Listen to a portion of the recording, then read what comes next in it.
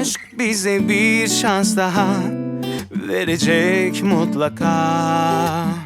Sakın korkma.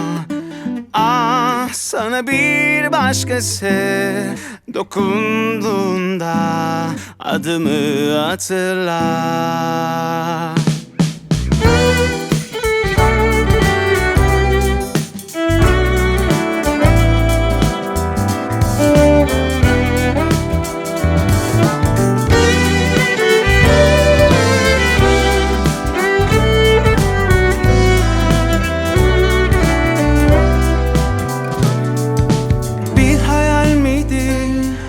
Nasıl da gerçekçi, hem uzak hem yakın. Biz dokundukça matlaştı renkler. Şarkılar sessiz bir tavır takınmışlar. Neden, ne zaman sönmüş ışıklar fark etmeden.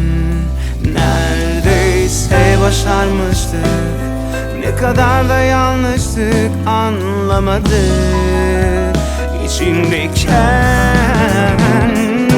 Aşk bize bir şans daha verecek mutlaka. Sakın korkma. Ah, sana bir başkası dokunduğunda adımı hatırla.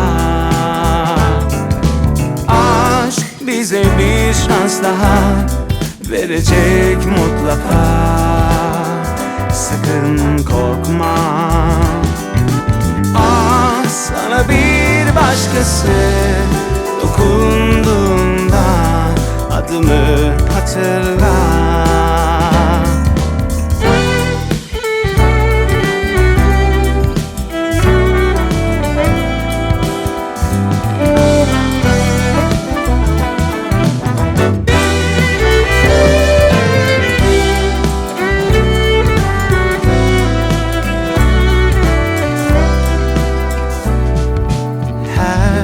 Çocuk tanıdık izler biriktirir, büyür içimizde.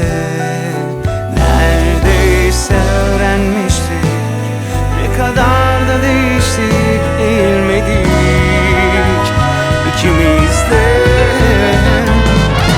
Aşk bize bir şans daha verecek mutlaka.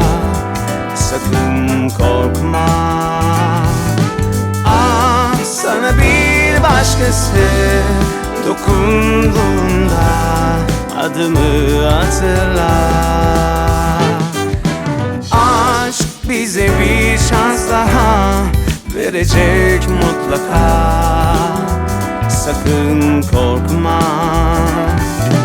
Ah, sana bir başkası dokunduğunda adımı